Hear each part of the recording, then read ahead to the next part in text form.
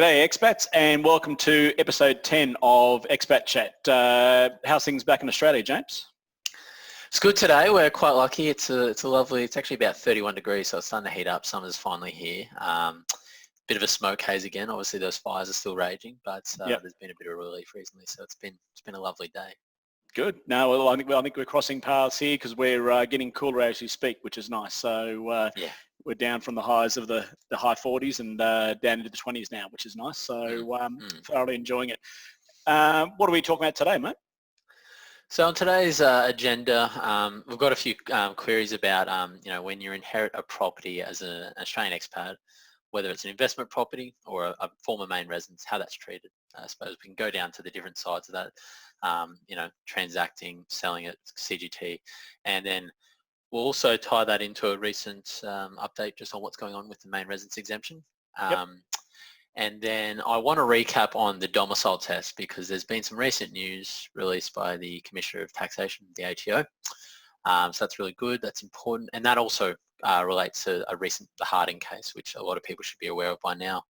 And then finally, I've got several questions that I'm just going to throw up there we've received from people. Again, there may be CGT and tax related, which I think are pretty important because people forget these things. So that's on the agenda for today's topics. Fantastic. And as always, we start the session off with a disclaimer. That's right.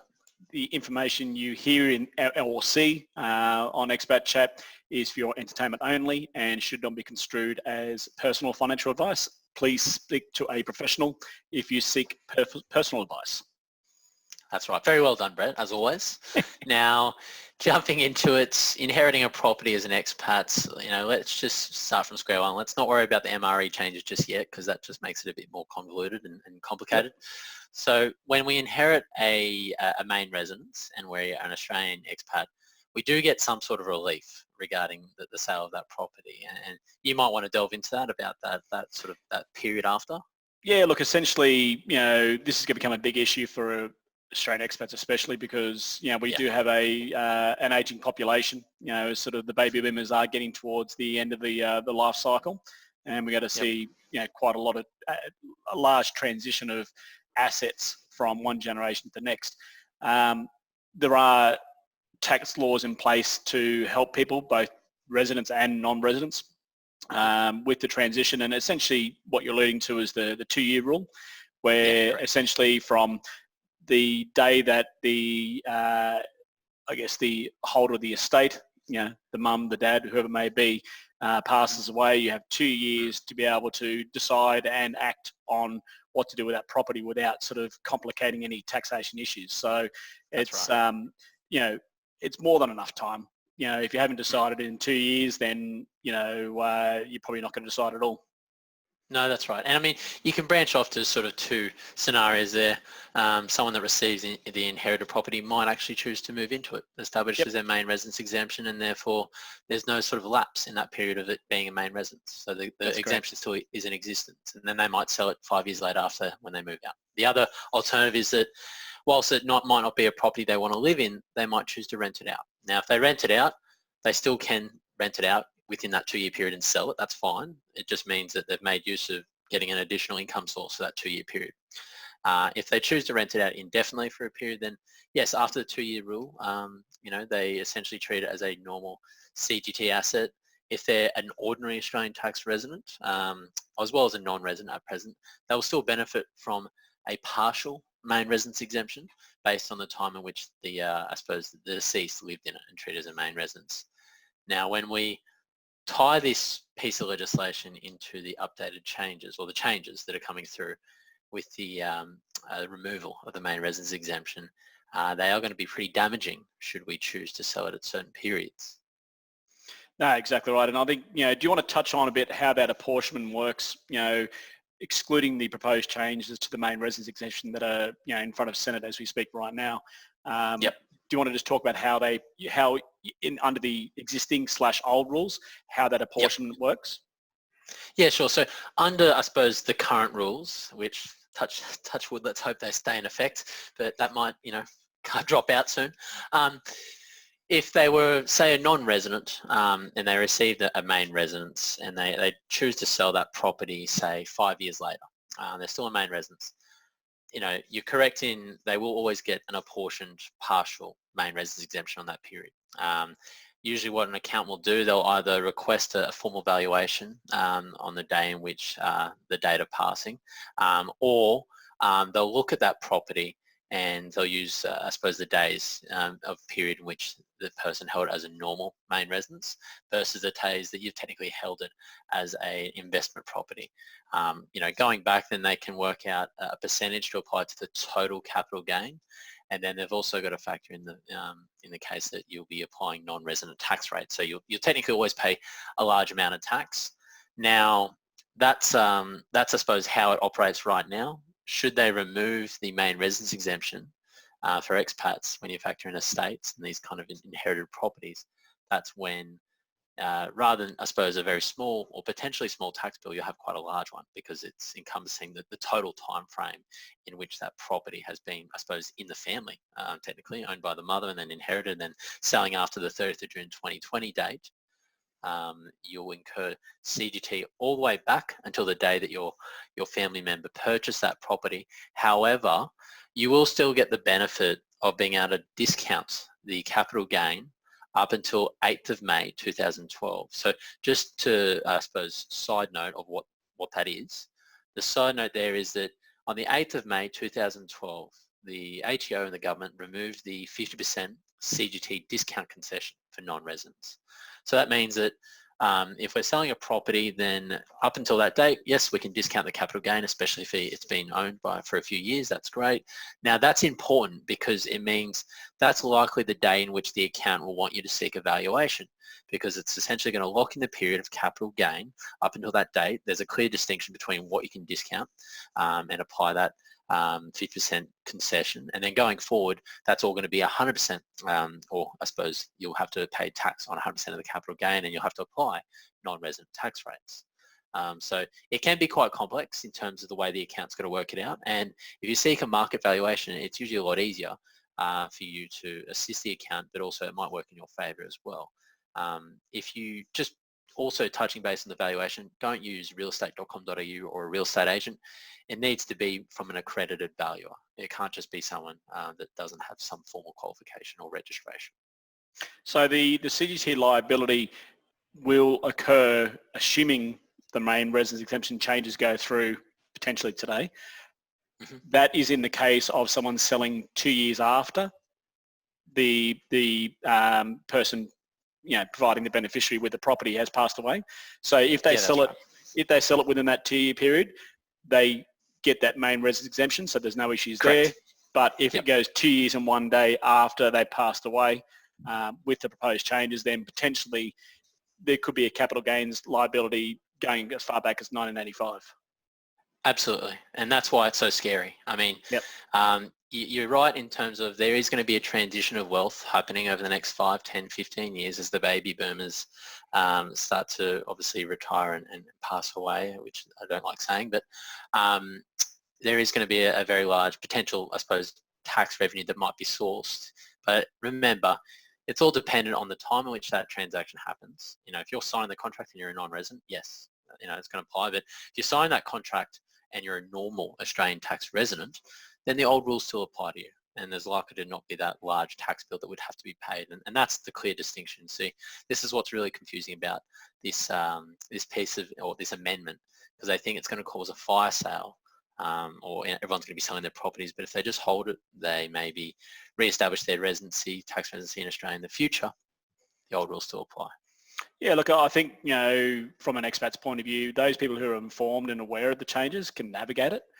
The ones I worry about are the other 98% of expats out there who don't know this even exists.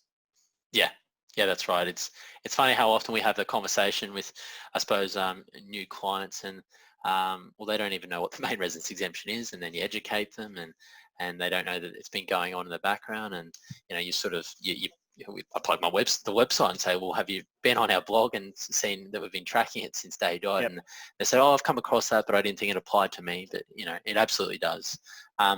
One other sort of, I suppose, item that we haven't really touched on is when a expat inherits an investment property, which is completely different.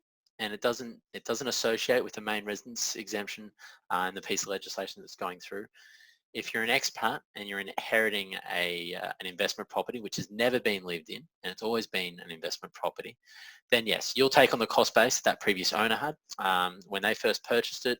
And again, the rules will apply where you can't discount the capital gain after 8th of May 2012. So you might have to go out and seek a formal historical valuation. And that's how that operates. It's completely different and the way it operates with that, the changes to the main residence exemption now. And I think it's also important to point out too that the tax rates for Australian expats are very, very different to Australian residents. So, when we're talking about digit liabilities, we're talking about that kicking at 32.5% on the first dollar of gain, which is quite expensive. Yes, absolutely. You're spot on. I mean, if we're talking about properties that might be sold that they've been in the family since, 1995 and they're in those areas, Sydney, Melbourne, I mean, you could be seeing capital gains of well over $2 million. I mean, I've seen a case recently where the house that they purchased was worth $400,000 and they're going to auction in February and now it's valued at 3.4. I mean, you look at the capital gain that. If they sold that after 30th of June 2020, I did the calculation that the tax bill was more than $600,000 to the ATO. I couldn't believe it. Yeah, Treasury officials would be meeting their revenue targets, wouldn't they? But these are the things that we could see happen. So that's why hopefully we know what's going to happen over the next few weeks. And I mean, this sort of ties into the MRE update. I mean, Brett, what's happening today? What's on the docket today? Okay, so right now, as you speak, I've got the Dynamic Red, which is a fascinating document. It's like a live feed on what's happening with the Senate. The Senate is going to be discussing this and debating the bill today. It's had the first reading in the Senate. It's had the second reading in the Senate, and then it was adjourned. So potentially right now, it is on the order that they will be discussing this, and the Senate's proposed to adjourn at 7:20 p.m. Canberra time, so 6:20 p.m. Queensland time, and then you can minus 6 hours to get Dubai time and London time and so forth. So essentially, not much longer actually. It's I mean, Queensland time, it's 4:05 p.m. So 2 and a bit. I wonder if they'll get to it. I know, and looking here right now, they've got a fair bit to get through still, so it's going to be interesting to see. But when they get through stuff, they get through it pretty quickly, so that list could shorten up very quickly. Good opportunity. What we've tried to do is certainly based on our advocate services we provide to Australian expats in educating everyone around the world. Facebook groups are a great tool, enable us to broadcast quite quickly and put the information in everyone's laps for them to digest. We're obviously conscious we don't want to be spamming these groups all the time. Big updates we put up there, but we don't post all the time. But what is probably a good opportunity to talk about is we do have a Facebook group called the Australian Expat Financial Forum. And I encourage those who are on Facebook to join that. The reason being is, we provide all updates in there. So if you want a condensed feed of just information that pertains to you as an expat, managing your finances as living overseas, rather than chasing around Google, we actually, as well as our Facebook page of Atlas Wealth Management, in there we provide a very condensed and topical update quite regularly on expat issues that are affecting Australian expats. So I encourage everyone to go onto Facebook. If you are on Facebook, the Australian Expat Financial Forum is the name. Type in, fill in your details. Obviously, we want to know that you're an Australian citizen, where you're living and those sort of things, just to make sure we're not letting people in who aren't applicable, because the last thing we want is people in there spamming. I also encourage everyone to actually engage in the group. We're trying to get that group really firing, because I guarantee the issues that you're having, someone else is having, and ask questions, get the dialogue going. James and I will be on there quite actively to try and stoke the fires, I guess, of thought and questions. But if you do have burning questions, by all means, jump in there and ask away. Yep, no, absolutely. I think obviously, probably I'd say if there is an update this evening about this current legislation, it'll be in that group straight away as well. So that's really good. Yep. The next one that I wanted to sort of touch base on was a bit of an update from the ATO about this domicile test and residency and how it feeds into the Harding case. Quick recap of the Harding case. I mean, it's something that was in the news quite heavily early in the year, and a lot of expats were sort of umming and ahhing and quite nervous about it because it was about a gentleman that I'm going to read out a bit of a summary just so you know what we know. So, Mr. Harding, he departed in Australia in 2009 to live and work in the Middle East. He had moved between fully furnished apartments in Bahrain whilst waiting for his wife and child to join him. Now, the ATO assessed Mr. Harding on the basis that he was a tax resident of Australia by arguing that the taxpayer did not have a permanent place of abode outside Australia because the apartment was only temporary. So that's the domicile test that they've applied there. The full federal court overturned the federal court's decision, ruling that a permanent place of abode should be interpreted more widely to consider whether a person is living permanently in a particular country or state, and not just the permanent place of a specific house, flat or dwelling. So that's really good. They've broadened essentially the definition there, and that's what was so important about the Harding case because, yes, you know, a lot of the times, depending on the situation, you might have some accommodation that's provided. You might be living in a furnished apartment. You might have some sort of agreement. But for all intensive purposes, if that location, that state, that country is now your permanent residence and that's your domicile, that's what they're trying to be a bit more flexible on. So a really important update, and I suppose the relevant factors that they consider when it's discussing the domicile test, and you know, there's obviously the other tests that they look at for tax residency, but the main one is, you know, intended and actual length of stay overseas, including the continuity of that stay. So people that are on FIFO rosters can't really, I suppose, become. Yeah, exactly right. And I know some of them love to, and they try to, but it's essentially running the gauntlet. If they catch you, you're done. Existence of an established home overseas. So that might be that furnished apartment, which is essentially what was trying to be construed there. And then existence of a resident in Australia while overseas. So that's one thing that I do see expats sort of get hung up on. They want to move overseas, reside overseas permanently, but then they leave their main residence in Australia vacant. Which, listen, that's something that the ATO can lean on. They say, listen, you're maintaining a domicile in Australia. Why? You're still maintaining those ties here financially and physically. Why wouldn't we still nominate you as an Australian tax resident? But remember, it's case by case and it's based on all the facts. And I think that's it's a good, you know, good to see common sense is prevailing. You know, I've met a number of people here in both Dubai and the UAE and the GCC region who have been in these types of accommodation for 4 and 5 years. Yeah, so, absolutely. You know, as far as they're concerned, you know, they're permanently based overseas. You know, their domiciles overseas, their abodes overseas. Just the fact that, you know, they don't want to buy furniture. They don't want to have the hassles of running around and quite often it's a lifestyle choice. You know, they just don't want the issues of looking after a place. They want to walk in and the knives and forks are all provided. They just don't want the issues, you know, so... I mean, I imagine, well, you're an expat now, Brad. I mean, imagine one of the issues would be if they leave the country, they've acquired all this furniture. Shit. What do we do? Do we, I'll flog it off to another expat for very cheap, or, you know, there's those pain points. Do you bring it back? I mean, a lot of locations, depending on, it's probably not great furniture. You bought it because it's facilitating that need, that necessity to have a lounge room, chairs and those sort of things. I've always said, man, I think IKEA's growth is on the back of expats.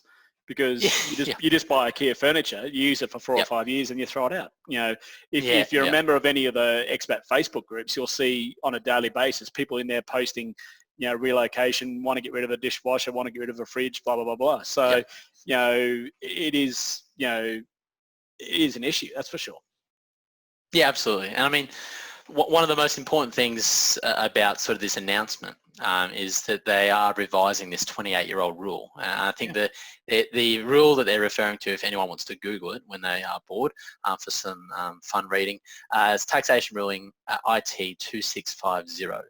So it's pleasing to see ATO, they've indicated willingness to revise this ruling to obviously broaden the definition of, I suppose, permanent place of abode, or, you know, within that domicile test. That's really exciting because it means a lot more people that are umming and ahhing about whether they are a non-resident or still a normal Australian tax resident, it might be a bit more flexible to become sort of a non-resident. But it is case by case, which they try and really emphasise. So it's likely that they don't want too many people declaring that they're a non-resident now, because missing out on paying tax on maybe a tax-free income in the Middle East.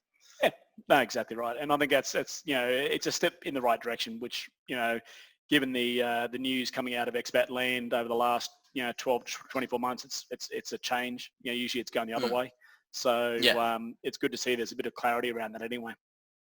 Yeah, that's right. And I suppose going back to the main residence exemption update, we didn't. I think last episode we talked about the amendments that they've included, those life events and excluded foreign persons.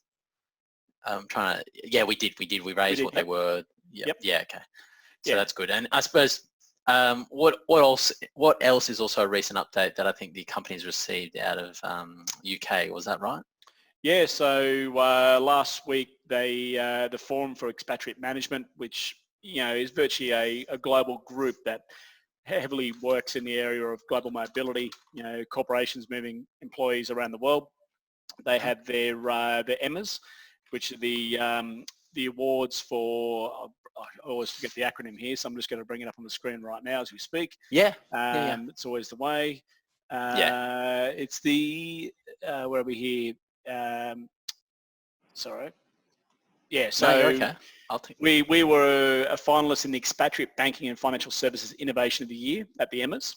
And though we didn't win, which is a shame, we were highly commended. And the company that beat us is a small little company that a lot of expats might be aware of, called HSBC. So, so for a company of our size to go toe-to-toe against the likes of HSBC and get pipped to the post, we'll take that as a win.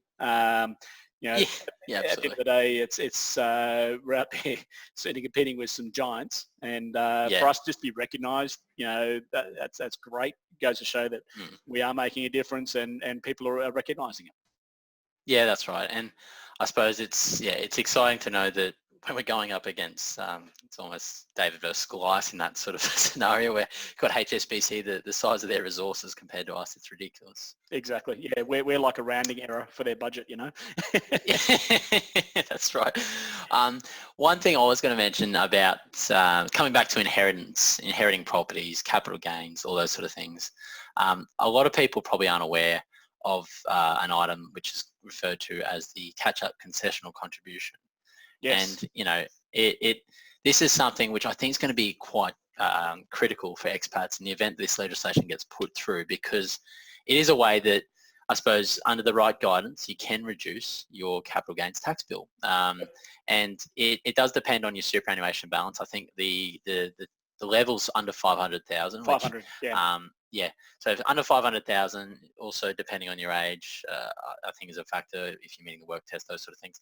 But essentially, depending on when you last contributed to super, you can accrue $25,000 per annum now of concessional contributions. Now, concessional contributions, these are the contributions that previously your employer paid on your behalf into your Australian super fund. So they do make up the cap. Yep. Yeah, exactly right, before tax. And then when they go in there, 15% contributions tax comes out of them. But the benefit there with this catch-up rule is that we can accrue these over the next 2 years. And if essentially over a 5-year rolling period, we can accrue $125,000 worth of concessional contribution. That's really crucial because that means you can essentially use that deduction in the future to offset a capital gain. Now, you might be asking yourself why.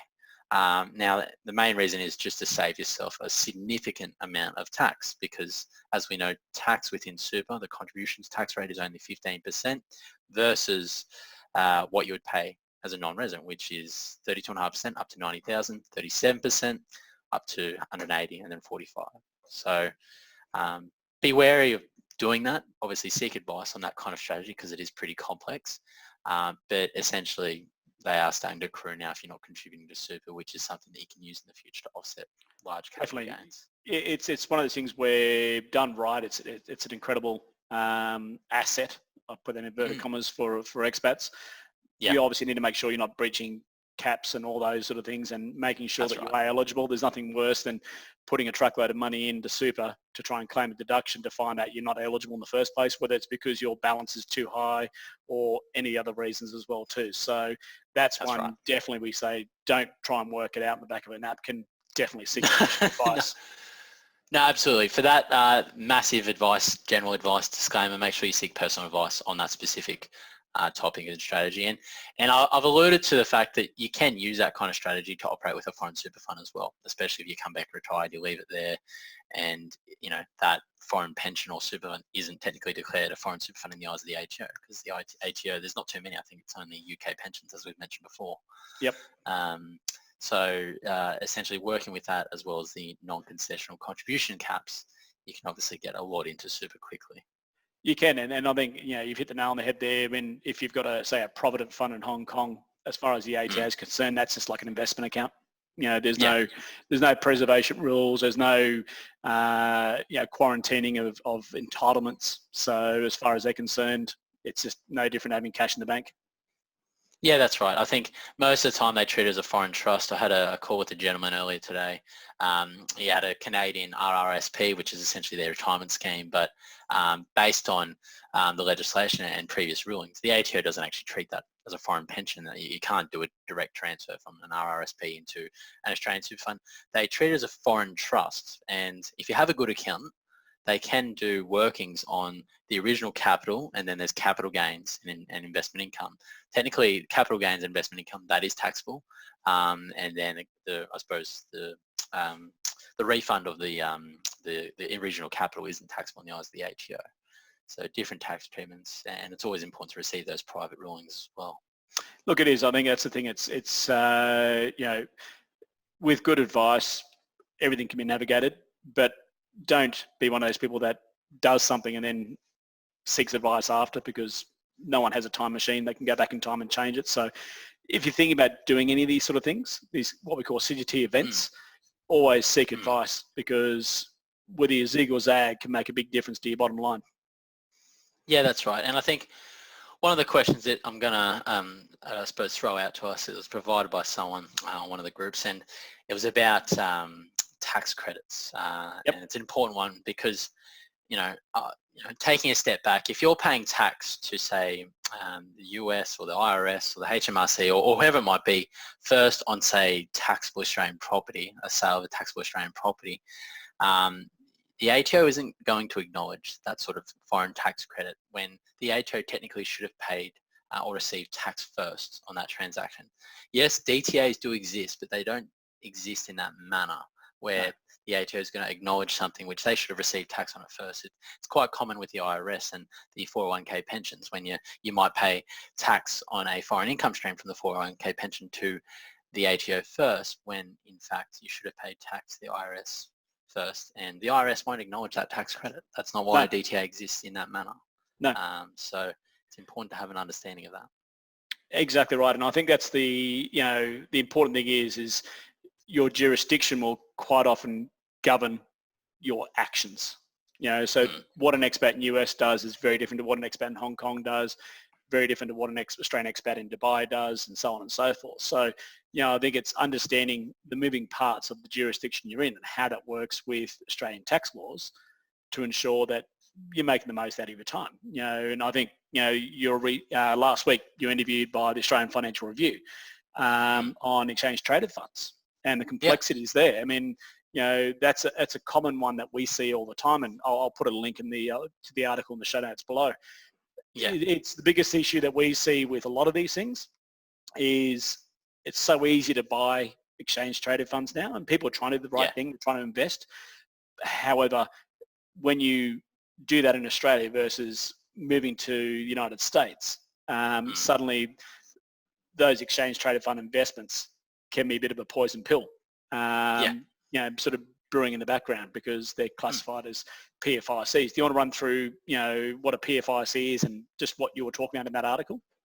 Yeah, absolutely. And it's the same sort of similar treatment in Denmark as well on ETFs and those sort of things. They require that mark-to-market election, which is ridiculous. But I mean, for people that are residing in the US, you need to be aware of what a PFIC is, or a passive foreign investment company. Now, a PFIC is any foreign company or trust that produces 75% or more of its gross income through passive means, or 50% or more of its assets produce passive income. So it can be things like Australian managed funds, it can be Australian exchange traded funds, listed investment companies, Australian real estate investment trusts, sort of all those types of things. Sometimes even a superannuation fund can be deemed to be a PFIC in the eyes of the accountant and the IRS. So the reason why we don't want to hold these or expose ourselves to these kind of investment holdings is because they attract the highest federal tax rate, US federal tax rate, on the year-to-year capital gains, which we don't technically realize. So that means we're paying tax on something we haven't realized, as well as the income.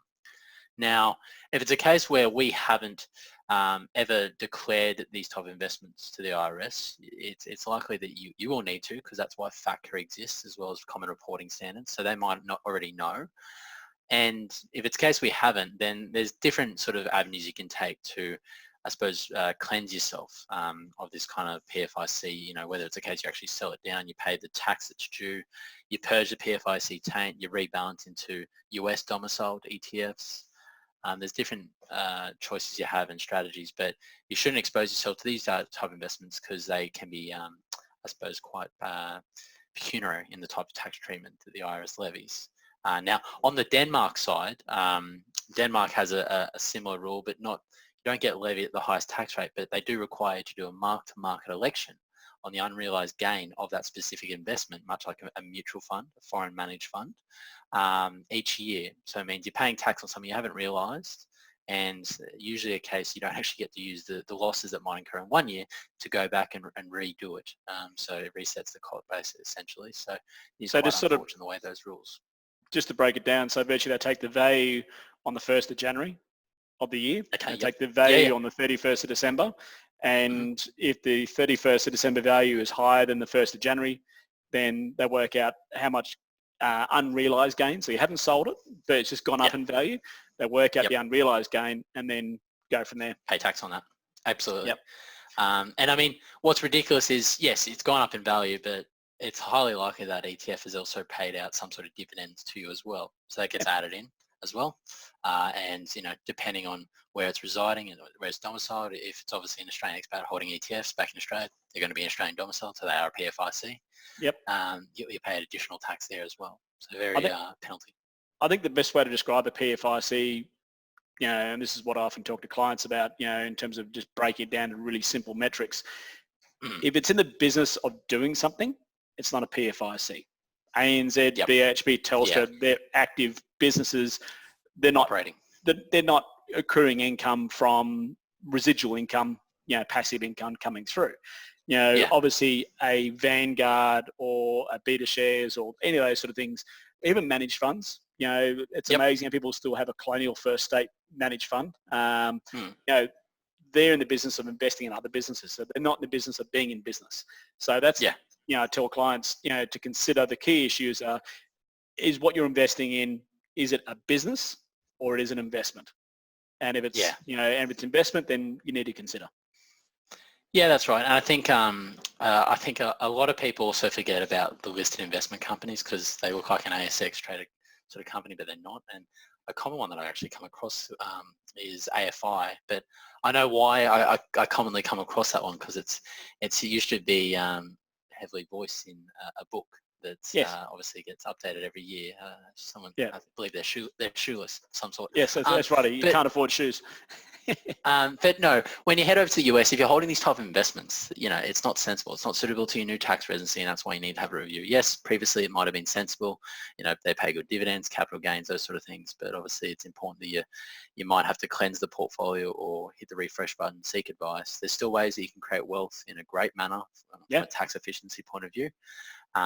But it's just obviously stepping out and seeking that advice. So that's an important one to go down the PFIC route.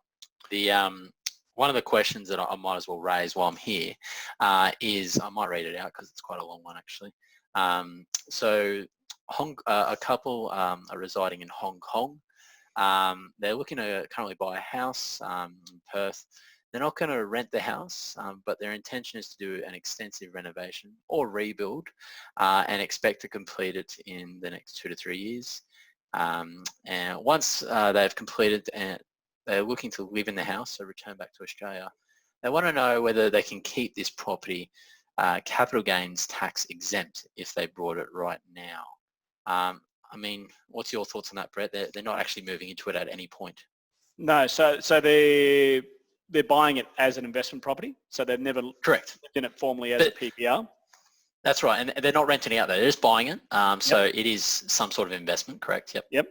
So classified as a taxable Australian property, and obviously any gains that they would accrue would be at the non-resident marginal tax rate for the time that they're Yep. overseas. Yep. So essentially, if they are going to buy it as an investment, living in Hong Kong, buying it back in Australia, I guess that starts to counter when it comes to from a CGT point of view.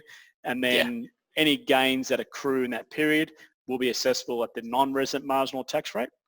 Yeah. And then when they move back into it after the renovations have happened, then they'll get the main residence exemption as a Australian resident, but I think this is an important one because I think people don't realise this. There still will be that liability Absolutely. for, the period that they're a non-resident. So, and Absolutely. we see a lot of property spruikers, encouraging people to buy investment properties as an expat and then, they say, but, I won't sell it till I'm back in Australia, so I won't pay non-resident capital gains tax, but it follows you. So Yeah. if you had a property for 5 years as a non-resident and then 5 years as a resident, it was an investment property and being rented out for the whole 10 years, essentially you will still have to have a non-resident marginal tax rate liability on the 5 years that you're a non-resident, even if you were to sell that when you're back in Australia. Yeah, that's right. I mean, you're always going to have some sort of CGT payable there. You're not going to get the benefit of the discounting method. And, that's why you need to seek that valuation, essentially, when you return. Because when you seek that valuation, in that case, listen, it's treated as an investment property. There's no way that they can make the first 2 to 3 years CGT exempt. They're not moving into it. They're leaving it vacant. It's likely that after they've done the renovation and the rejuvenation, that's the day that they move into it, that's probably when they should seek a valuation. They can, I suppose, corner off that period, 2 to 3 years of growth, what it's worth now. Okay, we know that that's what it's worth, factoring in the capital improvements, and going forward, it'll be treated as a normal main residence. So that's pretty straightforward. You can't keep that property CGT exempt because you've never had the opportunity to move into it and establish it as your main residence. That's There you fine. The next question is a very common one, and it's one that I constantly see, and we've already tied into it. Tax resident in the UK, an Australian expat that's a tax resident in the UK living there. The question is, I haven't lodged a tax return in Australia for 5 years. I have a rental property and a former main residence, which are both being rented at present. There isn't much of a loan left on these properties. I have to pay tax to the HMRC on this income every year. Do I need to pay tax on the ATO ? And if I do, will I get a tax offset or credit of some sort from the ATO based on the tax that I paid to the HMRC? So this is something we've sort of already addressed, but it's pretty obvious, this one.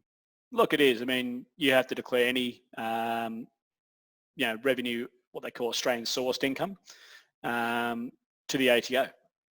Where he's going to find it's a bit of an issue is the sovereign state of where that money is earned gets the first taxing right, and then your resident state, e.g. UK in this case, gets the remainder.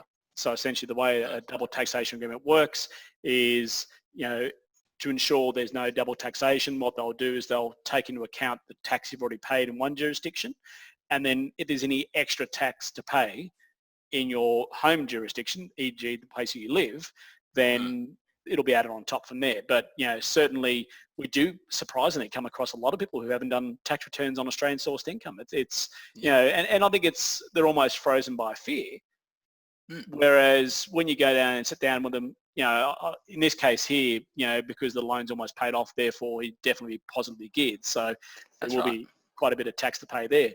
But sometimes there's no tax to pay because it's either negatively or neutrally geared. So, you will have a couple of fines and those sort of things. But I tell you what, get on the front foot because the ATO is getting better and better at managing and sort of deciphering all this information. And they need to get stuck into it. Well, that's right. I mean, I think there was an announcement early in the year about how the ATO, if they knew that you're away and you had a HEX debt, they were coming after you, and they weren't afraid to hand out fines or even throw in some gentle interest charges as well, what you might have to owe retrospectively. So yeah, the systems are getting better, but you're right in terms this person they haven't lodged 5 years worth. They should have. There's likely to be tax payable to the ATO. and because they've paid tax to the HMRC, because it's not, I suppose, the country in which these properties are, it's highly likely that they will not receive any foreign tax credits for that tax paid. So yes, in this situation, unfortunately, it's highly likely that they will get double taxed. One thing that I can think of that they could look at doing is they could get their tax returns in Australia up to date for each year. Yes, they'll pay some tax for each year, but then they could approach their UK accountant and say, listen, this is actually what should have occurred. I've finally gone about and done it. Is there any way that I can amend my previous UK tax returns to incorporate these tax credits for each financial year? It's unlikely, but it's probably the one thing that they could look at doing to try and recoup some of the overtax from the HMRC side. Yep. No, look, definitely, because what should have happened was the lion's share should have been paid to the ATO, and they will still ask for that. And then HMRC gets any bits and bobs after that.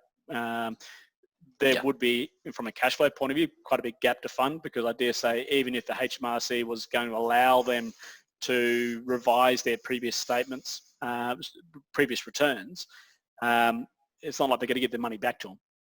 They'll just give them credit on the next one. So. No, that's right. I highly doubt it, but it's just one avenue they can look at taking, to be honest.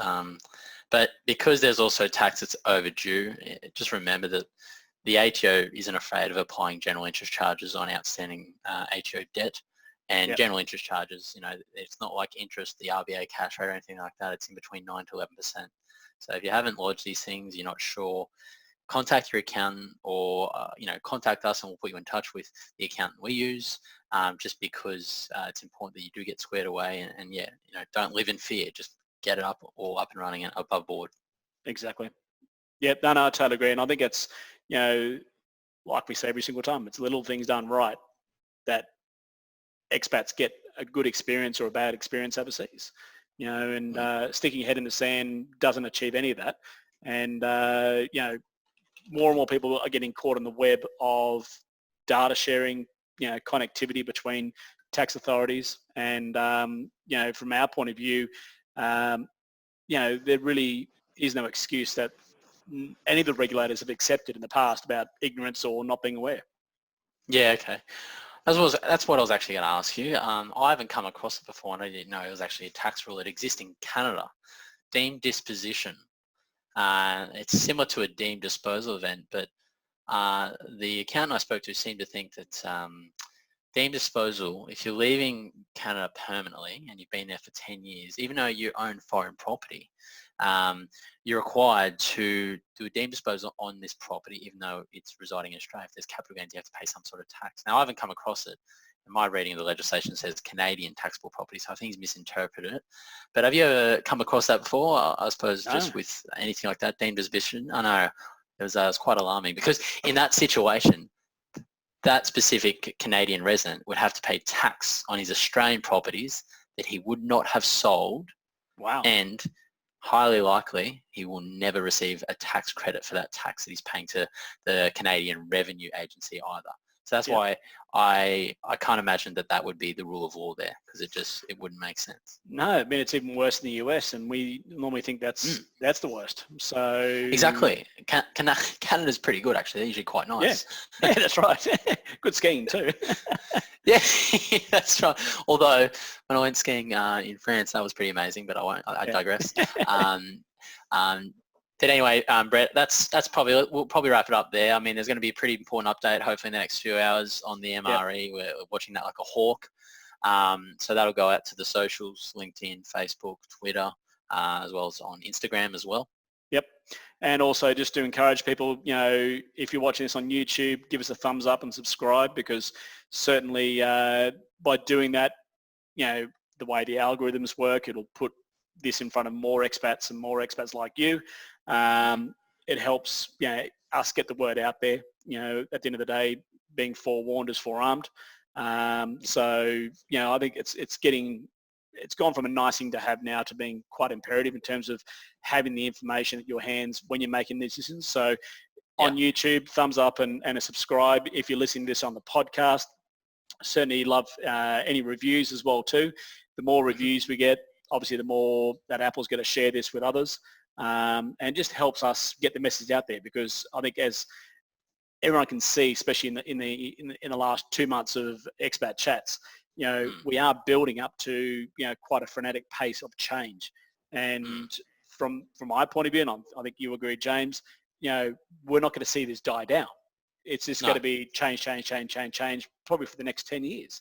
So not to say that it's the end of the world for expats.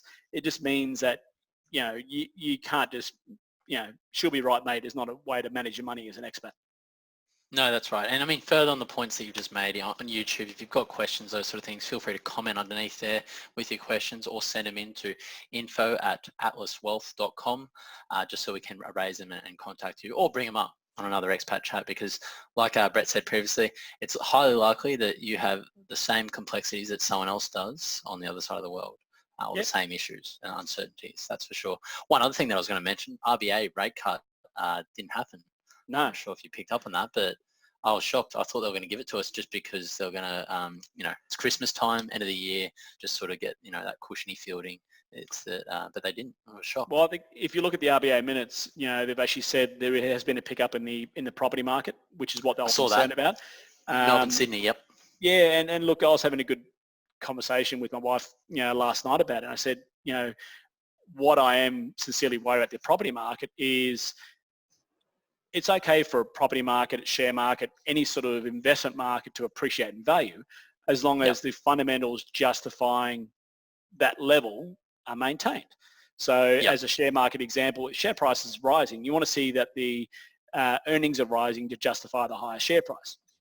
My concern about the property market at the moment, yes, the RBA is saying that, they've navigated that quite effectively and that's why they're not cutting rates, is there is no fundamental supporting an increasing property market. We have wages going backwards. So, that's always a concern because, we've seen from the Australian Bureau of Stats, the numbers of defaults are on the increase while interest rates are at record lows. So to me, I don't know. I mean, yes, I'm not surprised that there wasn't a rate cut given the fact that, property has ticked up. What I am concerned about is the state of play for property over the next 1 and 2 years. We're seeing cost of living going up. We're seeing wages going down. And, it wouldn't surprise me if the economy does hold, that the RBA actually increases rates in the next 12 months. Yeah, okay. I mean, plenty of economists are suggesting that they'll still go ahead with another rate cut early next year, but there's a lot of, I suppose, macros that could impact that, especially even on the US side as well. What's going to happen with the upcoming election, the US dollar, the strength of that, the Trump, the trade war. There's just too many. And then in the background also Brexit, which that seems to have gone quiet for a little while. It has. I think, there's a lot of macro events, and when we say macro events, that, geopolitical, that do encompass the world, and, it does affect Australia. And the RBA looks at this stuff very carefully because, interest rate differentials between Australia and the US, that makes a difference on the Australian dollar. There's a lot of moving parts to a lot of these things. And look, it's something that, we're in a very much a state of change at the moment, internationally. And Australia's along for the ride, unfortunately. Yeah, that's right. I mean, what's your personal opinion? The Australian dollar, I mean, do you think it has much more to depreciate at all? I mean, there's probably too many things to really take into account for that question, but I just look. I think see it getting. I can't see it getting much. There's probably something that will drive it down. There's something that will drive it up. What will drive it down is further rate cuts. And we saw by the RBA not changing rates, the Australian dollar increased. Simple as that. If the RBA decreased rates, then yes, that will bring the dollar down. If we saw the US increase rates, that would also bring the dollar down because global investors are looking for global investors are looking for yield. So they want investments. If the US decrease rates, then essentially, that could actually bring the Australian dollar higher because people will probably come out of US dollars into Australian dollars. So there's a lot of those things. And then that's not even talking about, the free trade agreements between Australia and China and how that's going to play out with the trade wars between US and China as well too. So that will have an effect on the Australian dollar as well. So it is like tapping your head and rubbing your stomach at the same time and chewing gum and hopping on one leg. there's all these different bits and pieces going on. So certainly, do I see a lower dollar? I'll give it a 20% chance, but that's only on the basic fact that either the RBA cuts rates or B, the US increases rates. And I don't think either will happen in the short term. Yeah. No, I mean, well summed up. As always, Brett, wealth of the knowledge. That's why I love talking to you. But anyway, let's wrap this up now. So I suppose final sign off, individuals they can go to, I mean, where are all these podcasts held now? They're on YouTube, obviously. They're on YouTube. They're on Apple Podcasts. So if you just type in Aussie Expat podcast, what we've started to do, and I think this is probably the easiest way people can find our podcasts, is go onto our website, atlaswealth.com, and then under resources, there's podcasts, and then you'll see each of the episodes, all the expat chats in there, along with links to the topics discussed, if there's, documents or articles, as well as a full transcript of the whole thing. So if you don't want to listen to our dulcet tones and you prefer to read it, then you can read it there as well too. So, we're trying to make this information as available as possible, but also the links to Apple as well as SoundCloud as well as YouTube, they're all on that website as well too. Okay. Awesome, Brett. Well, thanks for your time again. Obviously, I know your day's just getting started, so I'll let you kickstart it. Hopefully you get a coffee into you, and our day's just winding down. Yep. So, and just to let everyone know, we'll keep everyone posted on how we go today with the Senate. I dare say by the time this podcast is released, it'll all be announced anyway. But we'll certainly be putting that up on our social media channels as well too. That's it. All right, Brett. Fantastic. I'll let you All go. right, James. Thanks for your time. Have a good day. See you, mate. Bye. Thanks, mate.